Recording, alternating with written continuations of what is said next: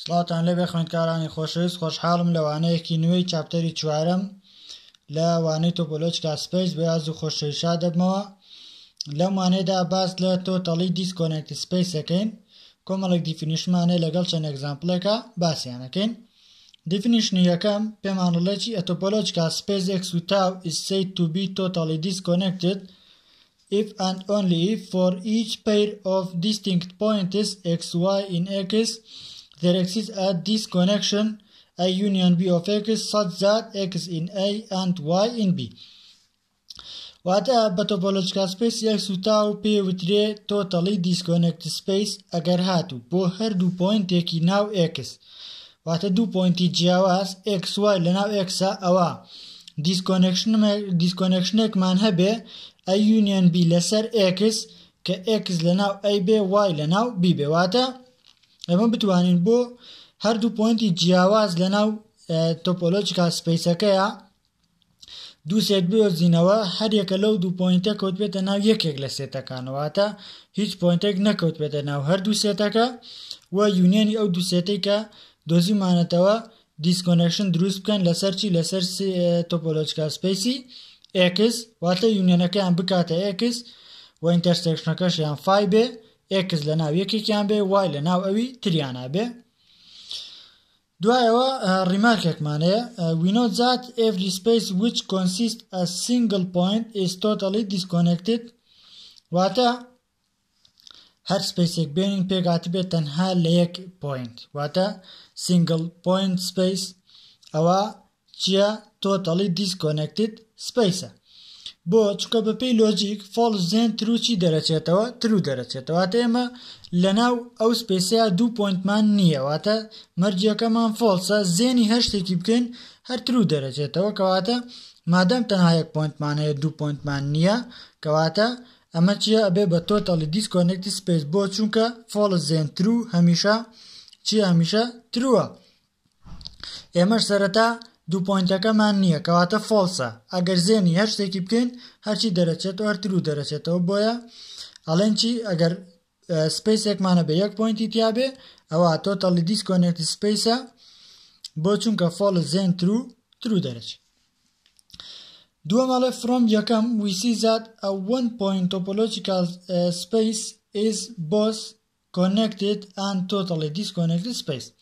پێشتر باسمان کردووە کە ئەگەر هاتوو تۆپۆلۆجیکال سپەیسێک تەنها یەک پۆینتی تیا بێ کۆنێکتدە، و ئێسەش باسمان کرد ئەگەر هاتوو تەنها یەک پۆینتی تیابی totally disconnectedە، کەواتە هەر سپەیسێکمان هەبێ تەنها یەک پۆینتی تیابێ ئەوە هەم کۆنێکتدە هەم totally disconnectedە، هەم کۆنێکتدە هەم چیە؟ هەم totally disconnectedە.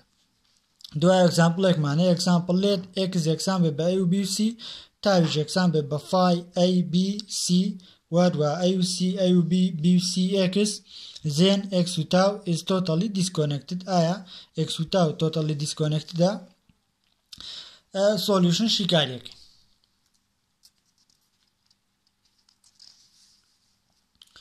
بۆ شیکارەکەی وتمان سپەیسێک کاتێکە بێ بە totally disconnected ئەگەر هاتوو هەردوو پۆینتی جیاواز وەرگرین لە سپەیسەکە دیسکۆنێکشنێکمان هەبێ کە ئەو دوو پۆینتە هەر یەکێکیان بکەوێتە ناو یەکێک لە دووسێتی دیسکۆنێکشنەکەەوە. ئێستا ئەمە تاقیەکەنەوە زۆر بەجوانتر تێگە.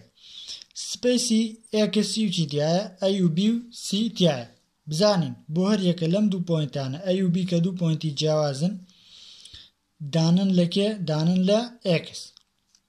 A و B دانن لە X. باش بزانین ئایا دوو سێتم دەسەکەوێت کە یەکێکیان A تیابێ و تریان B تیابێ و هەردووکیانەوە X دروست بکەنەوە. لێرە ئەگەر سەیری بکەین A و C چی تایە؟ A تایە، A و C A تایە، و هەروەها B و Cش چی تایە؟ B و C تایە. یونیۆنی A و C لەگەڵ B و C چی دروستەکاتەوە؟ X دروستەکاتەوە. بۆیە A دانەیە لە کێ؟ دانەیە لە A و C، و هەروەها Bش دانەیە لە کێ؟ دانەیە لە B و C. باشە B و پێویستەکە ئینتەرسێکشنی ئەم دوانە چی بێ؟ فای بێ. بۆیە ئەمە چونکە ئێمە پێویستمان بەچی هەیە بە دیسکۆنێکشن هەیە کەواتە ئەی دانەیە لەکێ لە AUC ئەمە تەنها توانین بی دابنین بۆی ئینتەرسێکشنەکە ئەم کاتە فایچکۆ ئێمە پێویستمان بە دیسکۆنێکشنەکە بەڵێ ئەی دانەیە لە AUC هەروەها بیش دانەیە لەکێ بیش دانەیە لە سینگلتن سێتی بی ئێستا ئەی لەگەڵ C یونیۆنی بکەین لەگەڵ چیا لەگەڵ بیە یەکسانە بەچی A و B و C ئەمەش یەکسانە بەکێ یەکسانە بە X یەکسانە بەکێ یەکسانە بە X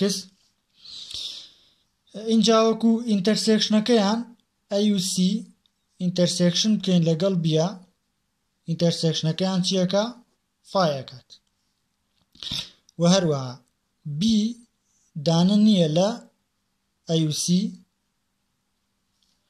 و ئەیش دانە نییە لەکێ دانە نییە لە سینگل سێتی B ئێستا ئێمە دوو پۆینتی جیاوازی AUB مان هەیە لە X سێتێکمان دۆزیەوە کە A تایە و سێتێکشمان دۆزیەوە کە B تایە یونیۆنی ئەم دوو سێتە ئەکاتە X و هەروەها نە B کەوتۆتە ئەم سێتەوە نە H کەوتۆتە ئەم سێتەوە کەواتە دیسکۆنێکشنێکمان دەست کەوت کە یونیۆنەکەیان چی دروستەکاتەوە X دروستەکاتەوە هەر یەکە لە پۆینتەکان لە یەکێک لە سێتەکانایە لە هەر یەکە لە پۆینتەکان تەنها لە یەکێک لە سێتەکانە واتە نە B کەوتۆتە ناو AUCەوە نە H کەوتۆتە ناو Bەوە کەواتە ئەمە دیسکۆنێکشنە بۆ X چونکە یونیۆنەکەی X دروستەکان ئینتەرسێکشنەکەیان فایەکە و B دانەیە لە یەکێکیان H دانەیە لەوی تریان کەواتە من تا ئێستا هیچ کێشەی نییە وەگەر دوو پۆینتی تر وەرگرین دوو پۆینتی A و C وەرگرین دوو پۆینتی جیاوازی A و C وەرگرین لێرە ئێستا A دانەیە لەکێ توانین بڵێن A دانەیە لە A و B لێرە لەناو کێ لەناو A و B چیمان هەیە A مان هەیە وەروە سیش دانەیە لەکێ دانەیە لە سینگلتن سێتی C باشە ئەگەر یونیۆنی ئەم دوانە بکەین X دروستەکاتەوە بۆ چونکە A و B یونیۆنی C بکەین چی دروستەکاتەوە A و B و C کە ئەمەش بریتیە لەکێ بریتیە لە X زۆر باشە تا ئێستا یونیۆنەکەیان کردیە چی کردیە X هەروەها A دانە نییە لە C و Cش دانە نییە لەکێ A و B و هەروەها A و B ئینتەرسێکشنی C ئەمە ئەکاتە چی ئەکاتە فای کەواتە دیسکۆنێکشنێکم دۆزیەوە کە دیسکۆنێکشنم دۆزیەوە لەسەر X کەوا A لەناو یەکێکیانایە نەکەوتۆتە ئەوی تریان A لەناو یەکێکیانەوە نەکەوتۆتە ناوی تریان و Cش لەناو یەکێکیان لە یەکێک لە سێتەکانایە نەکەوتۆتە ناو ئەوی تر کەواتە ئەمەش تا ئێستا پێناسەی تۆتەڵی دیسکۆنێکتدی جێبەجێ کردووە تا ئێستا پێناسەی تۆتەڵی دیسکۆنێکتدی جێبەجێ کردووە بۆی بەتاوای پێناسەکە جێبەجێکە ئێستا تەنها دوو پۆینت ماوە کە تاقیکەینەوەیش بریتە لە B و C پێویستەکە ئەویش تاقی بکەینەوە بە هەمان شێوە ئەویش بتوانین دیسکۆنێکشنەکەی بۆ بدۆزینەوە B و C ماوە تەنها دوو پۆینتی جیاواز بن بۆ چونکە A و B مان وەرگرت B و C A و C مان وەرگرت ئێستا بەس B و C ماوە کە جیاواز بن بۆ دوو پۆینتی ناو X کە جیاواز بن بزانین بە هەمان شێوە هەمانەیە خودنا B دانەیە لەکێ لە A و B چونکە A و B مان هەیە لێرە A و B مان هەیە بۆیە توانین وەریگرین B دانەیە لە A و B هەروەها Cش دانەیە لەکێ دانەیە لە C و B دانە نییە لە C و Cش دانە نییە لەکێ دانە نییە لە A و B Cش دانە نییە لە A و B باش با یونیۆنیان بکەین A و B یونیۆنی C بکەین ئەمە کاتە چی A و B و C واتە چی دروست کردەوە Xی دروست کردەوە ئەی ئینتەرسێکشنەکەی ئەمزانین فای ئەکات دیاننا A و B ئینتەرسێکشنی C ئەمە ئەکاتە چی؟ ئەکاتە پای. کەواتە توانیم چی بکەم؟ دیسکۆنێکشنێک بدۆزمەوە لەسەر X. دیسکۆنێکشنێک بدۆزمەوە لەسەر X. کەوا B لە دانەیەکیانە Cش لەناو ئەوی تریانایە. B لەناو دانەیەکیانایە Cش لەناو ئەوی تریانایە. ئێستا بۆ هەردوو پۆینتێکی جیاواز پۆینتە جیاوازەکان بریتین لە چی؟ A و B جیاواز بوون. دیسکۆنێکشنێکمان دۆزیەوە لەسەر A و B. ئەی دانە بوو لە یەکێکیان بیش دانە بوو لەوی تریان. ئەی و سی بە هەمان شێوە دیسکۆنێکشنێکمان بۆ دۆزیەوە کە ئەی دانە بوو لە یەکێکیان سیش دانە بوو لەوی تریان و هەروەها ئێستش کە ئەوەی دۆزیمانەوە بی و سی بە هەمان شێوە چی بوو؟ دیسکۆنێکشنێکمان دۆزیەوە بۆ X کە ئەی بی لە یەکێکیانە و سی لەوی تریانە. ئێستا بێجگە لەم پۆینتانە ئایا هیچ پۆینتێکی ترم هەیە جیاواز بێت لەناو X-ا؟ X بریتی بوو لە چی؟ X بریتی بوو لە A و B و C. هیچ پۆینتێکی ترم هەیە کە بێجگە لەم پۆینتانە بڵێم جیاوازە؟ نەخێر هیچی ترم نییە. تەنها ئەوەی کە بڵێم لە یەکتر جیاوازن A لە B جیاوازە، A لە C جیاوازە، بیش لە C جیاواز. تەنها سێ پۆینتەمانە بوو. ئەو پۆینتەمان تاقی کردەوە بۆ هەر دوانێک لەمانەوەتە بۆ A و B دیسکۆنێکشنێکمان دۆزیەوە، بۆ A و C دیسکۆنێکشنێکی ترمان دۆزیەوە، بۆ B و Cش دیسکۆنێکشنێکمان دۆزیەوە کە هەر یەکێک لەو دوو سێتەی بوون بە دیسکۆنێکشن بۆ X-ەکە هەر یەکە پۆینتێکی تیا بوو، پۆینتەکەی تری تیانە بوو. مادام بۆ هەردوو پۆینتێکی جیاواز توانیم دیسکۆنێکشنێک بدۆزمەوە کە هەر یەکێک لە پۆینتەکان لەناو تەنها یەکێک لە سێتەکانە بێ، کەواتە توانم بڵێم so X is totally disconnected. کەواتە X بوو بەچی؟ totally disconnected. بۆ چونکە بۆ هەردوو پۆینتی جیاواز دیسکۆنێکشنێکم دۆزیەوە کە هەر یەک لە پۆینتەکان کەوتو بۆ ناو یەکێک لە سێتەکانەوە، نەکەوتو بۆ ناو ئەوی تریانەوە. خۆ ئەگەر بۆ دوو پۆینتیان ئەمە جێبەجێ نەبووایە ئەوە ئەمان و totally disconnected نییە. بۆ نمونە بۆ بیوسیەکە نەمتوانیایە A و بیوسیەکە بدۆزمەوە، واتە ئەم دوو سێتەم دەست نەکەوتایە یان هەردوو سێتی تر کە ئەو مەرج جێبەجێ بکات.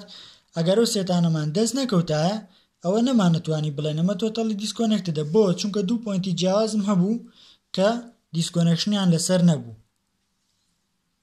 لەبەرەوە ئێمە لێرە هەر سێ پۆینتەکە واتە هەر ئەو سێ پۆینتانەی کە بەجیا وەرماگرت کە پێگاتبوو لەم سیانە بۆ هەر یەکێکیان دیسکۆنێکشنێک دۆزیەوە، بۆیە توانم بڵێم X-ەکە totally disconnectedە.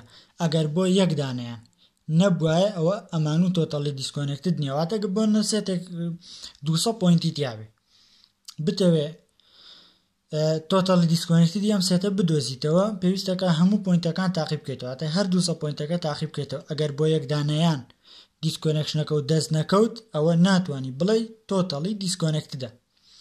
بەڵام ئەگەر سێتێکی گەورەمانە بۆن لانە بتوانی کە بۆ شەوازە بیکەیت کە پۆینتێکی دوو پۆینتی هەڕەمەکی وەربگری دیسکۆنێکشنێکیان بۆ بدۆزیتەوە، بڵێ مادام دوو پۆینتە هەڕەمەکی وەرگیراون ئەوە ئەگونجێ هەر یەکێک لەم پۆینتانە هەر پۆینتێکی ناو سێتەکە بێ، ئەو کاتە بە شێوەیەکی گشتیە توانێت بیسەلمێن کە دواتر لە سێوەرمەکانە باسیەکەن و لە سێوەرمە هەمانەکە چۆن totally disconnected بسەلمێن ئەگەر هاتوو سێتەکەمان دیار نەبوو یاخود توانین بە هەڕەمەکی لیمێنتێک بۆ X-ێک وەرگرین بیسەلمێنی کە ئەم سێتە totally disconnected. لە دوایەوە ئێگزامپڵێکی ترمانە. ئێستا ئەم ئێگزامپڵە بە شێوەیەکی گشتی سەلمێنین کە ئەڵێ چی؟ show that the set of all rational number Q with the relativized usual topology is totally disconnected. واتە پیشانی بە سێتی هەموو rational نمبەرەکانی کە ناونراوە Q لەگەڵ relativized usual topology ئەبێ بەچی؟ بە totally disconnected space. باشە ئێستا سۆلوشنیەکەین چیەکەین؟ دوو پۆینتی هەڕەمەکی وەرەگرین چونکە Q مالە نهایە پۆینتی تیا خۆتۆ ناکرێت بچی دانە بینی پۆینتەکان تاقی بکەیتەوە، لەبەرەوە دوو پۆینتی هەڕەمەکی وەرەگرین ئەیسەلمێنین کەوا بۆ هەردوو پۆینتێک چیمانەیە؟ دیسکۆنێکشنێکمانەیە کە هەرێکێک لە پۆینتەکان ئەکەوێتە ناو یەکێکی تریانەوە. زۆر باشە. ئێستا چیەکەین؟ ئەڵێن لێت دوو پۆینت وەرەگرین، لێت x y be any two distinct points in Q. ئێمە دوو پۆینتمان لەناو Q وەرگرتووە لەناو ڕەشناڵا وەرگرتووە زۆر باشە ئەم دوو پۆینتە تەبعاً مادەم لەناو ڕەشناڵا بەدڵنیایی یەکێکیان لە یەکێکیان گەورەترە یەکیان لە یەکیان گەورەترە بۆیە با بڵێن ئەند یەکیان لەوی تریان گەورەتر بێڵێن با x بچووکتر بێ لە y واتە وایەکەمان چی بێ گەورەتر بێ لە x زۆر باشە ئێستا ئەمە دوو پۆینتمان لەناو Q وەرگرتووە لەناو ڕەشناڵا وەرگرتووە لە نێوان هەردوو پۆینتێکی ڕەشناڵە بەدڵنیاییەوە پۆینتێکی ڕەشناڵمان هەیە و لە نێوان هەردوو پۆینتی ڕەشناڵیشە پۆینتێکی ڕەشناڵمان هەیە واتە ئێستا ئەم دوو پۆینتێکە لە Q وەرمان گرتووە بەدڵنیاییەوە پۆینتێک هەیە کە بێتە نێوان ئەو دوانەوە چونکە y لە x گەورەترە واتە پۆینتێکمان هەیە لە x گەورەترە و لە y بچووکترە کە ڕەشناڵە چونکە بەسیۆرم هەمانە لە قۆناغی سەیە خوێنراوە لە وانەی وانەی ماتماتیکاڵە کە لە نێوان هەردوو ڕەشناڵێکە پۆینتێکی ڕەشناڵمان هەیە و لە نێوان هەردوو ڕەشناڵێکیشە پۆینتێکی ڕەشناڵمان هەیە زۆر باش کەواتە مادام ئێمە دوو پۆینتمان هەیە لەناو ڕەشناڵە کەواتە چیمان هەیە then ئەڵێن چی there exists an irrational point irrational point یەکمان هەیە لە نێوان چی و چیە between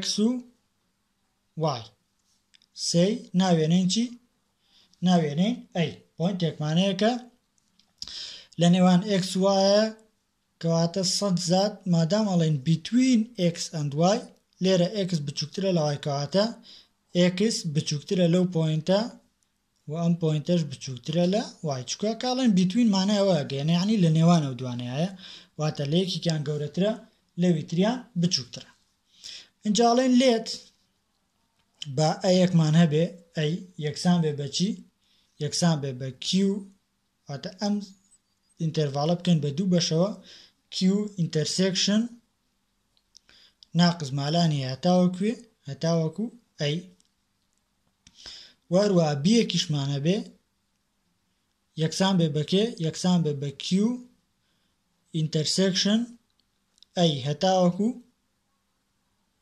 موجب مالانی هەیە بیەکیشمانە بە یەکسان بێ بۆ ئێستا بزانین ئەم دوانە ئەبن بە دیسکۆنێکشن لەسەر سێتی q و هەر یەکێک لەو پۆینتانە کەوتۆتە ناو یەکێک لە سێتەکانەوە زۆر باش ئێمە زین ئەی یونیۆن b وەرگرین ئەکاتە چی ئەکاتە q intersection ناقز مالانی هەیە تاوەکو ئەی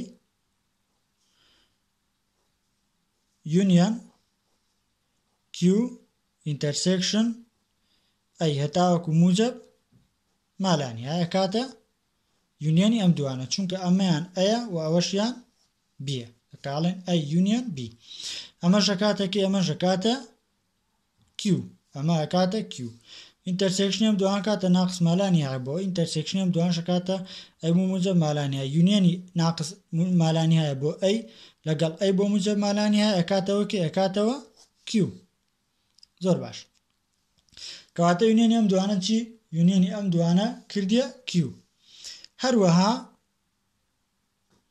ئەی intersection b بکەین ئەمە ئەکاتە چی ئەی intersection b ناقص مالانی هەیە تاوەکو ئەی intersection ئەی بۆ موجب مالانی هەیە هیچ ئلیمنتێکی یا بەشیان تیان نییە کەواتە ئەکاتە چی ئەمە ژەکاتە فای intersection-ەکەیان ئەکاتە چی ئەکاتە فای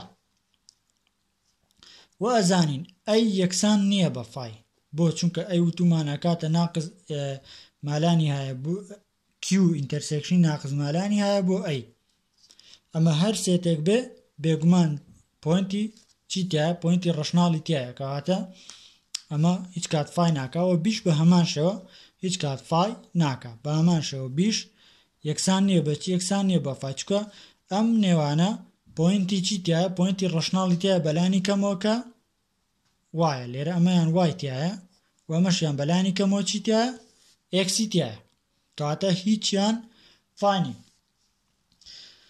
کەواتە ئەی union b is disconnection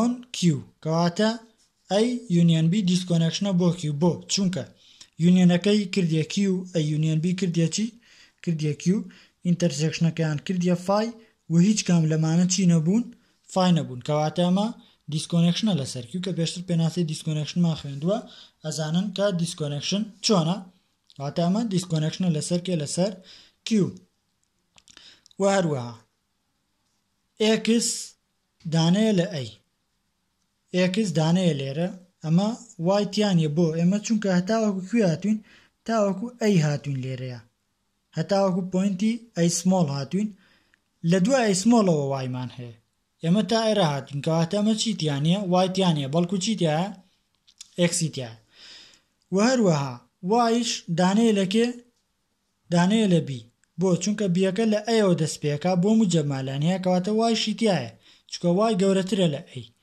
کەواتە وای شیتیایە وای گەورەترە لە ئەی بەڵام چیتیانە ئەکسیتیانە چونکە ئەکسەکە بچووکترە لە ئەی ئێمەش وتومانە چی ئەکاتە ئەی بۆ موجەمالان هەیە ئینتەرسێکشنی کیو بەڵام ئەکسەکە لە چی بچووکترە لەم ئەیە بچووکترەواتە کەوێتە ئەم دیوەم کەوانەیەوە ناکەوێتە ناو ماوەکەوە بۆیە